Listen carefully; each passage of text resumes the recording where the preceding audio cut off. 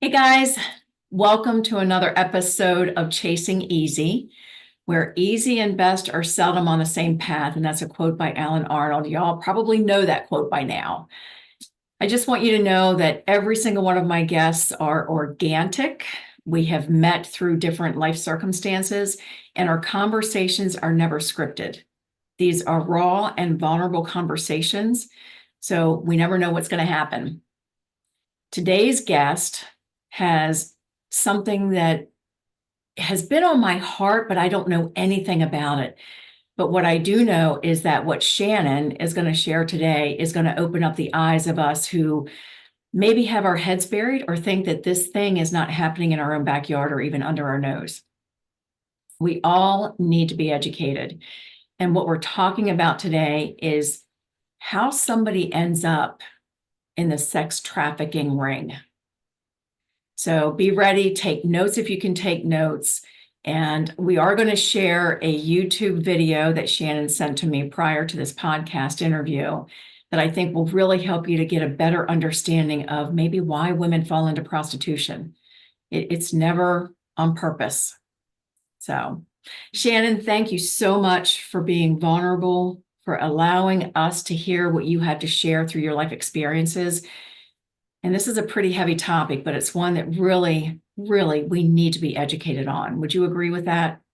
I totally agree with that. I don't think there's enough advocation out there and enough people speaking about it. It's a very taboo subject. So Mhm. it's like, okay, that's a little too much, so we're not going to talk about that. Yeah. And it's really unfortunate. Yeah. So I think your testimony is really going to help us to, again, have a greater understanding. And maybe if there's somebody in the audience who's listening, some of the tips that you'll give us will help them to determine if maybe they know somebody else that is in danger or to be aware when they're out in public. So Yeah. let's start with, did you intend on being trafficked? Is that something that you wanted to do when you were growing up? Not at all. Never would have dreamt that this would happen to me. Even when I look back, I still am in disbelief that I fell victim to that. I would Mm, have never have thought that that would happen to me in a million years. mm. Uh, but it did. And, I all I can do is keep moving forward and use my testimony to help others. Yes. Amen. And you're being very brave and vulnerable in sharing this because I would imagine, I don't know, but I would imagine maybe there are some other women who have actually got out of it and they will never speak of it again, which is unfortunate because that will hold them in bondage. But Yep. you've chosen not to stay there. So tell me, kind of walk us through, you had a normal childhood and then ended up, kind of tell us how it happened because we don't know. Well, I came from a broken family. My father got addicted to drugs and used to beat my mom. My mom was very brave and left with three kids, a mattress, and the clothes on her back. Um, but during that time that we were with my father, my sister and I were molested by a neighbor. I was 4 or 5 years old. And then also, growing up around my mom being scared and being beaten and stuff, that sinks in. My dad was also dealt with mental illness. Um, and so after my mom left my father, um, my stepdad came into our lives. I didn't really connect with him. We are now very close, and I thank God for that. But I was very rebellious, very rebellious. I would say I was over sexualized. Um, What do you and mean? Let me interrupt you there. What do you mean by over sexualized? I found, oh gosh, I knew about things I shouldn't have known about at a young age and was kind of drawn to that. I lost my virginity at a pretty young age, 15. And I just did things as a teenager that most I can't picture my kids doing, or I would never want them to do. I Mm. also would dabble with drugs here and there, and I was very I just wanted to be loved, and I thought that that's what I needed to do to be loved. So Mm. I was very promiscuous. So I want to park on that a second. I can see that you're getting emotional and for good reason. Because you were molested at such a young age, I am imagining that that's where you got your value, which is why you used the knowledge that you had from being molested to drive you to being promiscuous. But what I want to park on is what you said, that you wanted to be loved. Yep. Is that when you felt the most loved, is when you were sexually active? Yeah, yes. Okay. Yep, So you equated love with sex, right? exactly. And I felt this pressure that if I didn't do that, they wouldn't love me and they wouldn't stay with me. Mm. So, and I thought I was empowered and I'm living this free love spirit and this and that, but it really, I wasn't. I was not empowered at all. I was very insecure and I was seeking value from places I never should have been seeking value from at all. I don't think you're alone in that, Shannon. I think there's probably many women listening right now who have misinterpreted love, and they've misinterpreted it from a place of experience. So for you, that experience came through sex. For others, the experiences they've had could come from other ways. It could be friendships that are toxic. Yep, So it doesn't have to all be on yourself, but it is all relational. exactly. So, and you hit on being insecure. And when we're insecure, we still have scales on our eyes and we are not seeing the truth for what it is. We want to belong, we want to be accepted, we want to be Mhm. loved. And Exactly. it's a shame that many of us, again, misalign what that truly is and what it means. So then take me from being promiscuous at 15. What happened next? How did you fall into a sex trafficking ring? I had what I thought was a boyfriend um, who spent a lot of money on me, was very nice to me, good to me, and then flipped the script and told me, well, I've done X, Y, and Z for you. Need you to go and do this. And here's this person. You're going to start working for him. And he told me a lie that I wouldn't have to have sex. I'm sorry. I Okay. wouldn't have to sleep with them, but that wasn't the truth. Like, I did have to. So he he sold me off. He sold me off to somebody How, else. where did you meet him? I met him at a party, and I this should have stuck with me. He said that I was the type of girl he was looking for.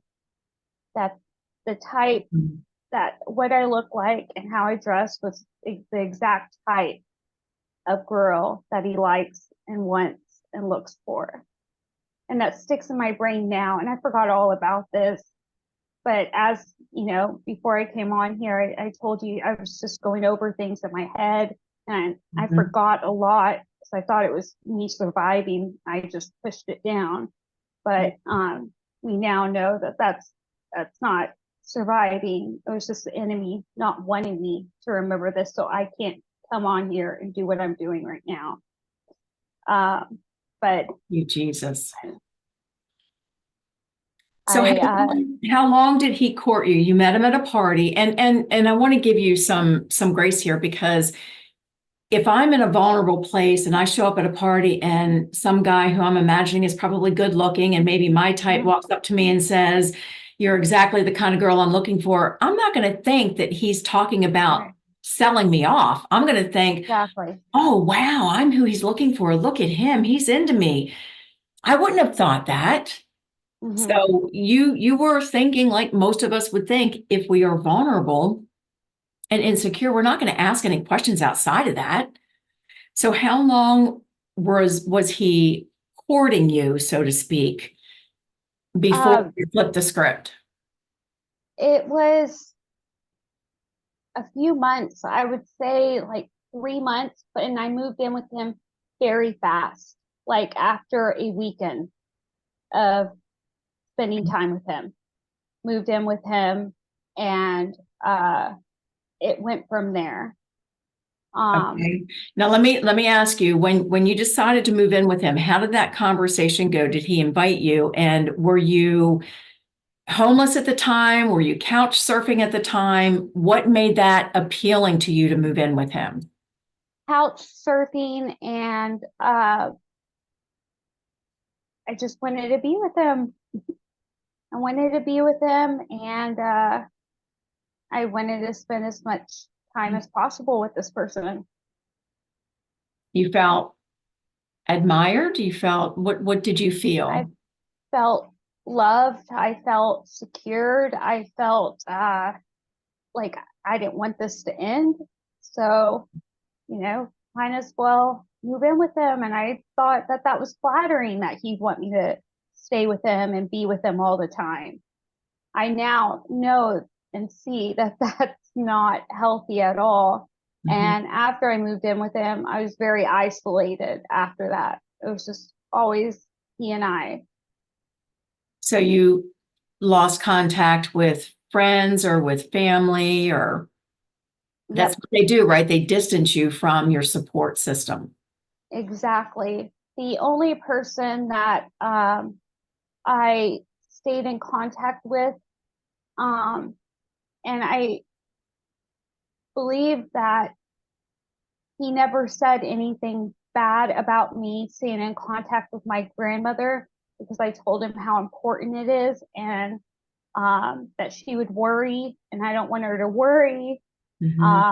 So I would speak to her. It was very brief, and it was just to tell her I loved her. And yeah, just tell her I love her and miss her, and not to worry.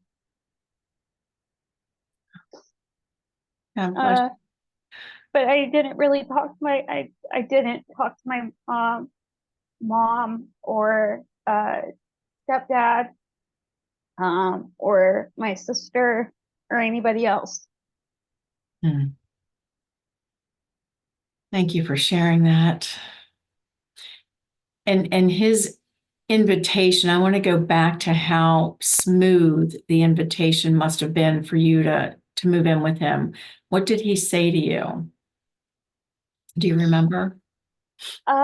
First he made there it seemed like there was some discord between the person's couch that I was sleeping on, between her and I, and she's trying to keep you away from me. She's jealous, this and that. And why don't you just come stay with me? And that sounded great. I was all in for that. Okay, sure. Oh yeah, you're right. Yeah, she's probably just jealous. No. So, and Ultimate manipulation, yeah, even creating something that probably wasn't even there. But I mean, that's how, when you're in a vulnerable position and somebody plants a seed in your mind and you take it and own it, it's hmm very easy to then start believing it. yeah, Classic gaslighting, right? exactly. I think Okay, she was a good friend. And she was just worried. sure. So, Now move forward. You're now moved in, you're living there. So you're saying it was a couple of months of, mhm. I guess, him really treating you like a queen, right? Yep, And then he says, since I've done this for you, you've got to do this for me. yep.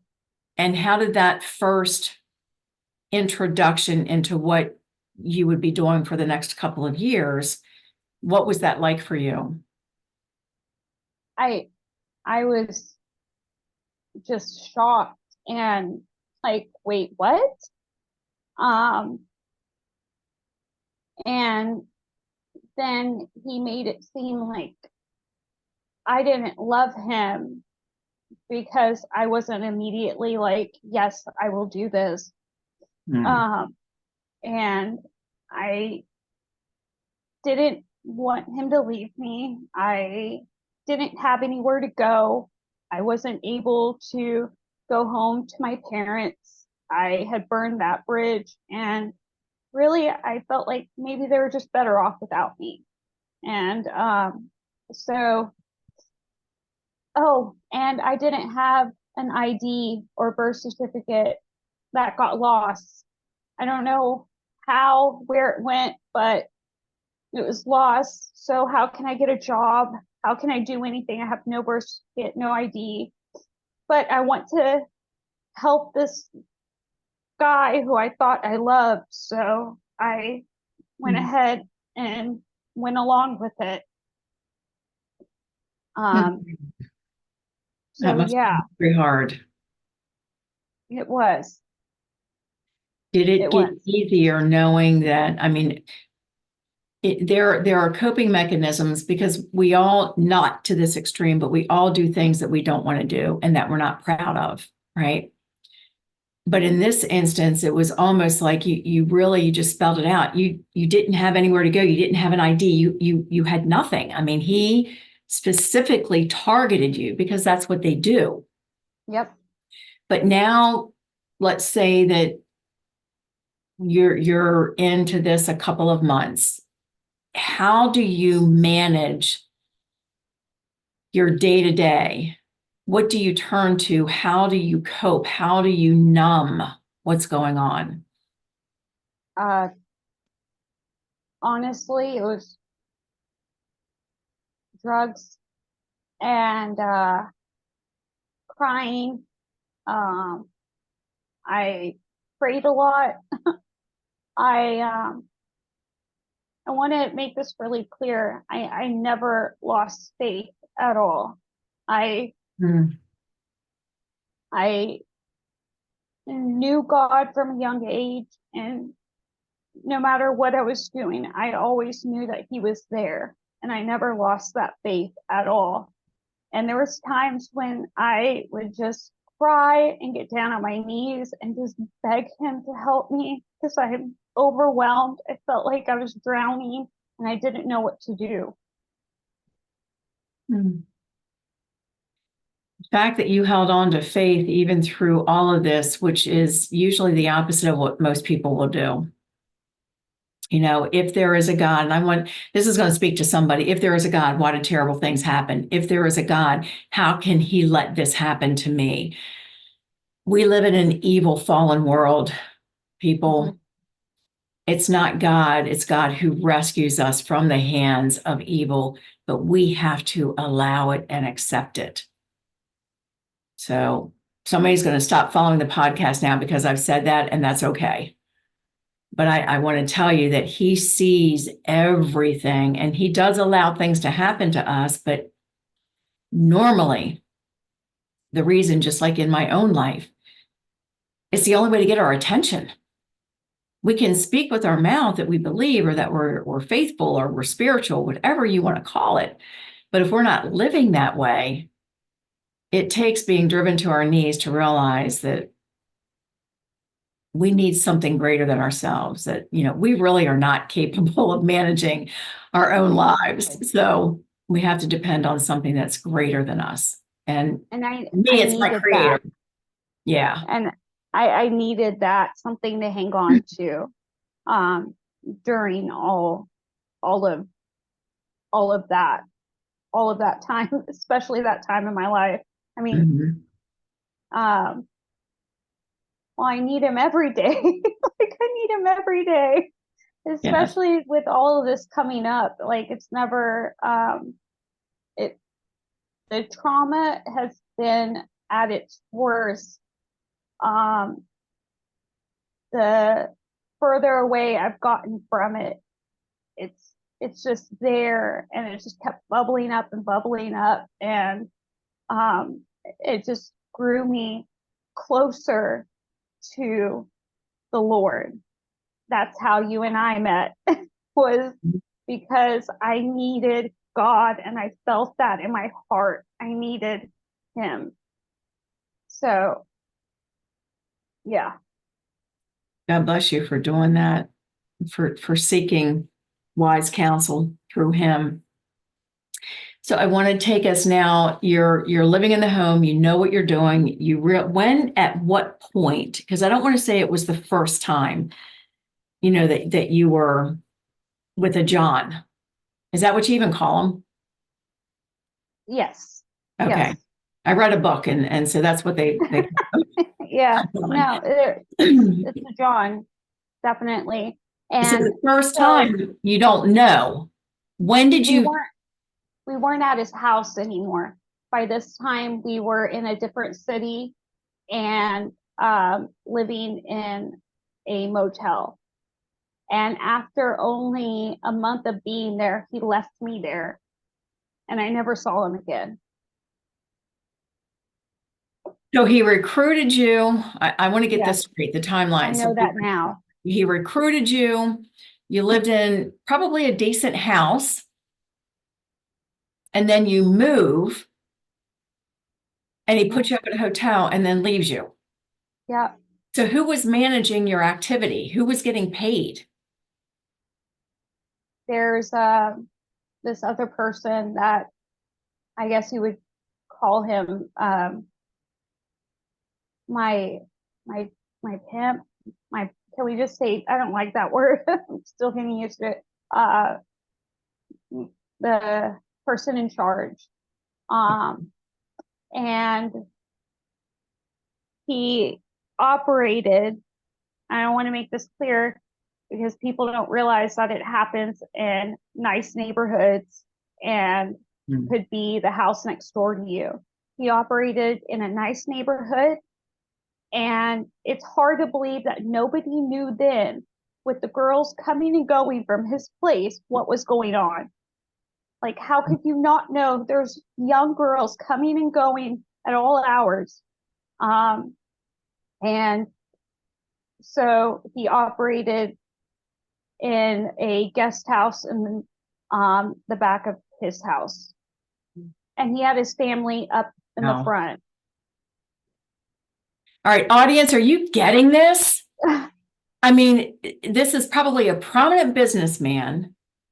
He's got young girls coming and going into a guest house that he has turned into a brothel.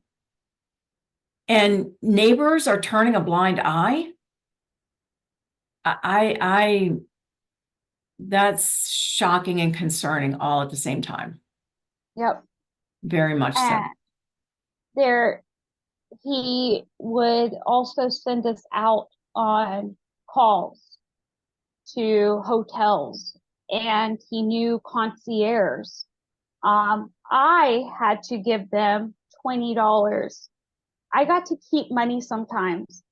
And but then I'll tell you when he took my money away, because he told me it was for my own good, him hanging on to it.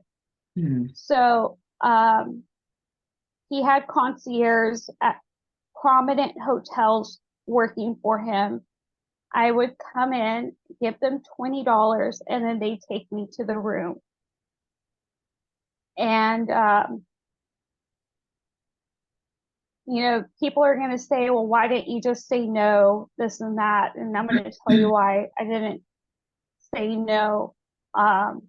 This one particular call, when I said I didn't want to, is when I was attacked and security had to come, and I left and went back to my boss's house, and not asking me if I was okay or anything. The only thing he asked was, did you get the money? So, because it's a business. Yep. But in my mind, I thought this person, even after the other guy left me, I still didn't put everything together. My boss made it seem like he was just a no good guy. You're better off without him. I'm gonna take care of you. I really longed for my family, and I missed my family so much. I miss my mom. I would cry for her. I would cry for her I'm so sorry. and say, I just want my mama. I'm sorry. Okay. Um, Okay. and I got one call from her one time, and she had had a bad dream, and she woke up from the dream, and she told my stepdad something's wrong with Shannon, like something happened to her. And the next day when she calls me and I get her phone call, it was right after I had gotten attacked. And I told her, no, Mom, like, I'm fine, nothing to worry about. And I just left it at that. But you were attacked. I know. And there was something going on with you. So how do you get rescued from something like this? I believe God put angels in my life. I wanted to get out, and there was some freedom. I was able to go to the mall. I was able to get my hair done and stuff like that. The better we look, the more money this person is getting. Mm-hmm. So I was staying in a hotel, and we have drivers, and this driver, we got pulled over, and he swallowed something. I guess he was holding drugs on him, and so he felt like he couldn't drive anymore. And this is a blessing in disguise. So we went back to his place. A friend of his came over, which was this girl, and I was longing for friendship. And so I got her number, and I would text her and call her over and over, like, please come get me, take me somewhere, like anywhere. I just want to get out and have some fun, or like, I just wanted to get out. So finally she responds. She takes me to a party that would change my life.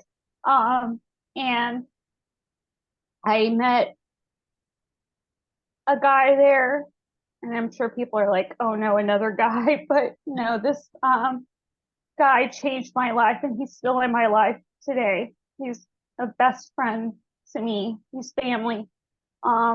Beautiful.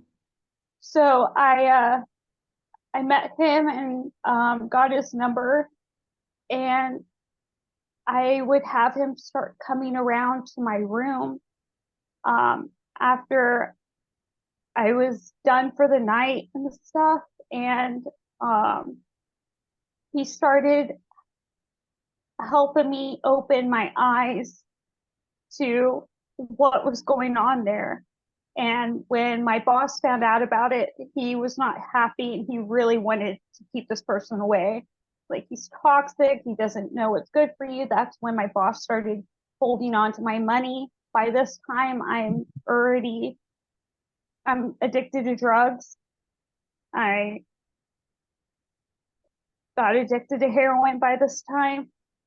Um, I was struggling really, really bad. I went on a call and there was a driver and I felt something off about this call and I really didn't want to go and I was so tired. I didn't want to go. And we pull up to the place and I tell him, do not leave. Do not leave.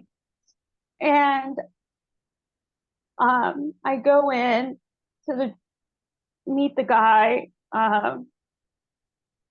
Mid intercourse, I told him I don't want to, like, get off. He pulled a gun on me. Took my money and I was able to get my jacket on and like try to like talk him down. And I got out of the house and I run out and the driver's freaking gone. I'm going down a neighborhood that's nice. I'm banging on people's doors, begging for help. Nobody answered, and no people heard me. The one couple that did answer ended up closing the door in my face.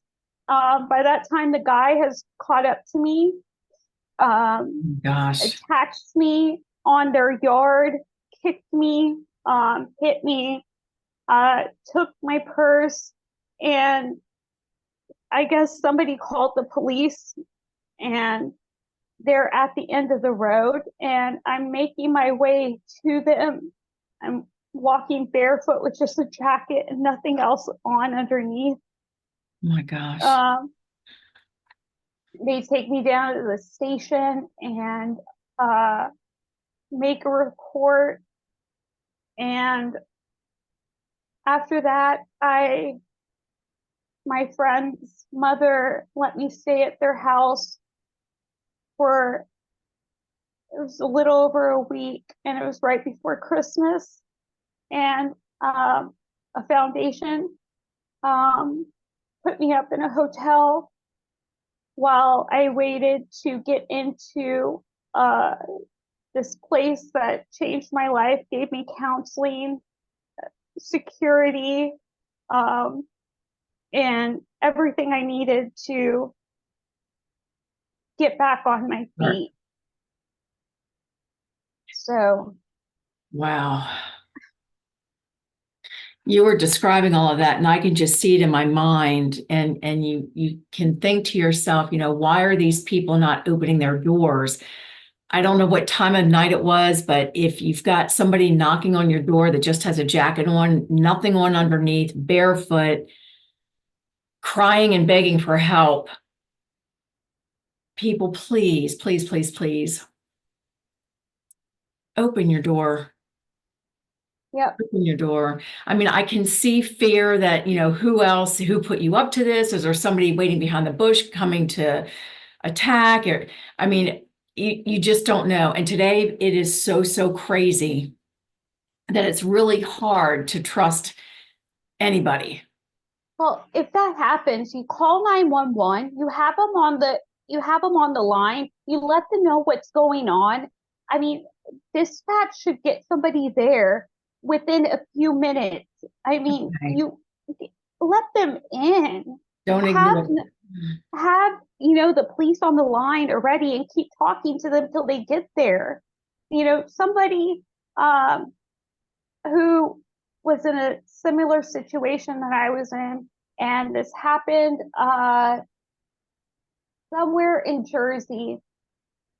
She was knocking on doors and she ended up being found dead along with like 7 other girls. It was a serial killer, and she jumped out of the window and nobody was helping her. Somebody finally did open the door, but she was so freaked out that she felt that somebody was coming after her, which obviously somebody was. But I'm just saying, like, you never know. You never know. So, like, just keep your eyes out. And for people who are in the situation, like, you are loved. There's never lose faith. And if you don't have faith, just, and you don't believe there's a God, just what's the chances of just like getting down on your knees and just taking that chance and asking for God's help? Like, He is there, He's waiting for you. Anytime you're able to get away, do it.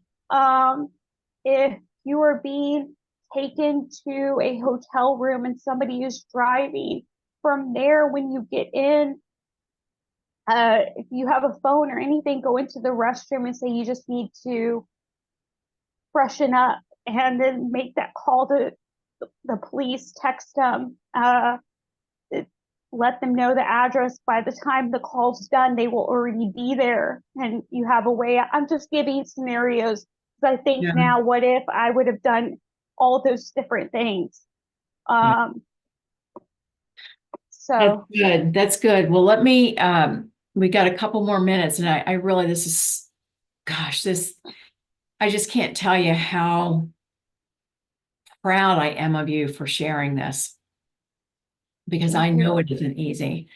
And, but I also know at the same time that your journey and your experience is going to help well beyond my listeners, because there are going to be other people maybe that are listening to this, and then they reference somebody else to it. And so you were going to help the masses just from this one podcast. You're going to help the masses, but you're going to go beyond that. And we talked about that because there are signs that you are going to share with us on what to look for if you are out in public. I mean, you can research this. You can look on YouTube. You can look on, other podcasts that will share things, but from somebody who has actually been in that place, you know better than anyone the signs to look for, and for us to be aware, us as the general public, to be aware, look for this, pay attention, don't ignore it. Give us a handful of those signs when we're out. What can we look for to help somebody without risking them, right? We don't want to risk them being injured or killed because we're being helpful. But what are some signs? Okay, let's say that you are at a hotel and there is girls who are just walking in and avoiding the front desk, and or sitting at a bar. They're probably in the life, and that is something I would look for. And don't just automatically say, oh, they're just escorts or call girls. No, like, you don't know that at all. So it would not hurt to then go to them and ask them if they need help, or if you can call somebody for them. And you want to do that when there's not a man next to them, right? I mean, you don't want to walk up when there's a guy right next to them with their hand on their shoulder or their leg or something, because And I would go up to them very just like, oh my gosh, I love your dress, this and that. And then just start talking very low, because you don't know if there's somebody, their spotter, somebody else there watching. So you can just play it off very low key and just whisper, do you want me to call somebody? Do you need help? I mean, and you might feel embarrassed or like, oh, what if I'm wrong and I don't want to get in somebody else's business? But like, it's all of our businesses to look out for one another, for our fellow human beings. I, so take that chance of walking up. You could be saving somebody's life. So, Amen. I think, gosh, there's so many, I didn't even come prepared of like things to look for. That's just one off the top of my head. I'm sorry, y'all. I'm just like, No, that's so, okay. I have so much going on in my head.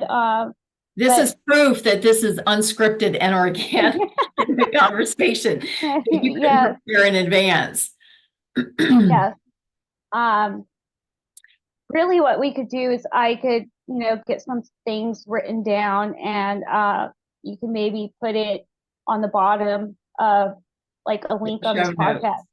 Yep, exactly, in the show notes, Okay. so people can know what to do, what to look for. I will share two things real quick. One is I have a very dear friend who just shared this with me yesterday, as a matter of fact. Her and her daughter, who is 8 years old, went into, where was it? Kohl's, maybe it was Kohl's or Ross or someplace like that. Went into a store, and there were two men following them around in the store, not even looking at the mom, looking mostly at the daughter. Oh gosh. Well, the mom is very, very aware. She's married to uh, a police officer. And so she has a good idea of her surroundings and is always looking for exits. And anyway, so she noticed that they were looking at the daughter. Yeah. And the daughter noticed that they were looking at her. So the daughter got closer to the mom, and they were at the front of Wow. the store initially where the shoes were. And then they ended up going towards the back of the store. And the gentlemen split up. So instead of being next to each other, now there was one on either side when they went to the back of the store. Well, they went to the back of the store because mom went into where the kitchen is for the store employees and grabbed a knife. Whoa. So she grabbed the knife. She knew what was going on. They were going to try to snag her. And she started screaming in the back of the store. And the security guard came. And then they ended up I don't know what happened to the two gentlemen, but because she was aware that the whole premise of this is because she was aware of her surroundings and didn't keep her nose down or her head down, she Yeah. protected her daughter from something that could have very easily happened.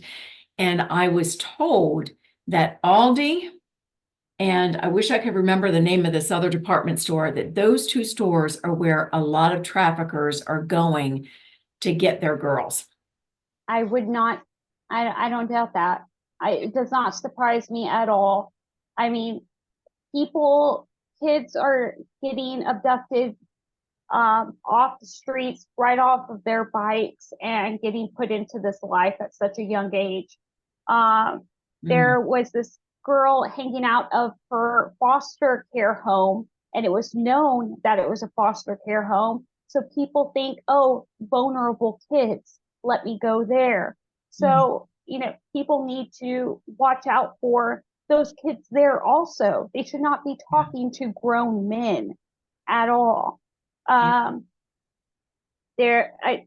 People are getting taken from talking to somebody online, and they meet them, and before you know it, they are somewhere else, and they're having to do exactly what I did, and probably in a worse situation. I mean, it's not only people who are coming here by what the cartel calls coyotes in Mexico. That is happening too. And it's not only kids in shipping containers, but it's anybody and everybody you can think of that can fall victim to this, and this can happen too so quickly. So it's just being aware, and if there's heavy traffic at a house next to you, it don't feel like you are being nosy. Just observe it, watch it, see who's going in and out, like just Yeah. and call. And you don't have to get the police will not say who called, but you can call for a wellness check for anybody who's in there. And if it's a whole bunch of guys going in and out, something is going on. Yeah. Gosh, That's good advice I, too. It's just if you see something, I mean, there was a campaign years and years ago that said if you see something, say something. If you see something, call for a wellness check. I like that because it's non-threatening. They're not going to know who's calling, and yet you may be saving somebody, a whole bunch of yep, somebody's. So I know that yes, we need to wrap up. I feel like I could talk to you. I've got so many questions, but you are no longer in that dark place. You have come out of that place. So the whole premise behind Chasing Easy is, easy and best are seldom on the same path. You learned that in a very hard way, which most of us do. But now what you're doing with that today and how you've overcome it, because this is all about overcoming, because we don't yep, have to stay stuck in the darkness, right? What is exactly. your hope now to bring this message forward? My hope is that people find organizations to get linked up with, volunteer. There's so much help needed because this is a crisis. This there's Human more. crisis. It's Mm. exactly, this is a human crisis, and there is more sex slaves and slavery going on than it did during biblical times. So that should be eye opening right there. Um, and I just want to pay it forward. I really just want to pay it forward and help others like me. So if I can help one person, I would be so happy. If I can do more than just help one person, then I know that that's all. That's all I want to do. So the key there is you want to pay it forward. I totally. And you will have ample opportunity. So I just want to pitch real quick for lovely.life, LOVLI.life, love boldly, live intentionally. It's a ministry that is going to be offering things exactly what Shannon is talking about, because Shannon is going to be the one heading this up. But it is a ministry where we are bringing resources, I guess is the word to say, bringing resources and hope where those things are deprived. Yep. And that's really the drive behind the mission. Um, Beautifully Broken is a women's conference that will be coming to the country soon. And we are all beautifully broken. You are meant for more.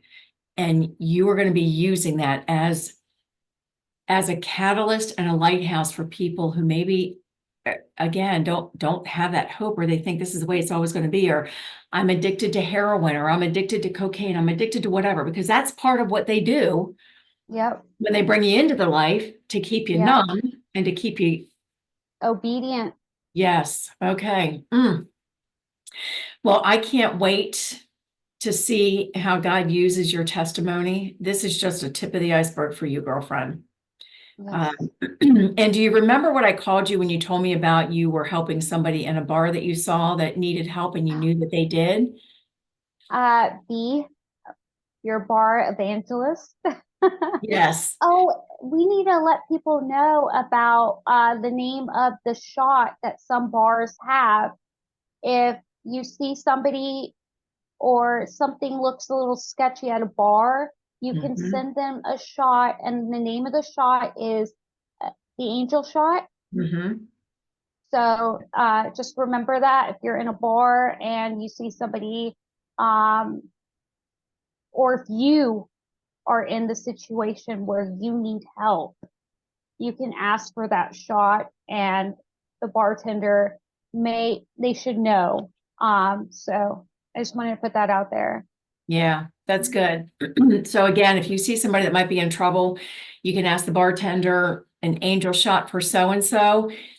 Not every bar has that. If they don't, then you might have to explain it a little bit, but that's one way that's non-confrontational to get somebody some help that you don't have to get into the middle of. So, but again, I think the biggest lesson from all of this is that you can overcome. There is hope. Take courage. thank you again for being vulnerable. But the basis is that you are meant for more than what your journey has led you to. Yep. And your struggles are meant to serve someone else. So I thank you so much from the bottom of my heart, Thank you. really, for Thank being you. so vulnerable. I know that there are probably 1,000 questions that people are going to have now, but I want to end with this. And you started with it, that it's happening right under our noses. Yep. I mean, there was a wealthy family in Montgomery County that the husband owned a business and it was thriving. When COVID hit, it was no longer thriving. So he actually sold his wife and daughter out so that they Mhm. could maintain their standard of living. Yep. And I wish I could say I'm surprised by this, but I am not at all. So Yeah. that just goes to show it can happen anywhere, and it's happening in your backyards. Yes. So just uh, look out, watch out, protect your kids, keep them close, Yes. monitor what they're doing online, uh, and who they're talking to. Let them know about stranger danger, and just prepare them for the world that we live in. Yes. Thank you so much again. I appreciate you. God love you. And audience, I know that you're going to get something out of this. If you see something, say something, call someone, be engaged. Don't be afraid.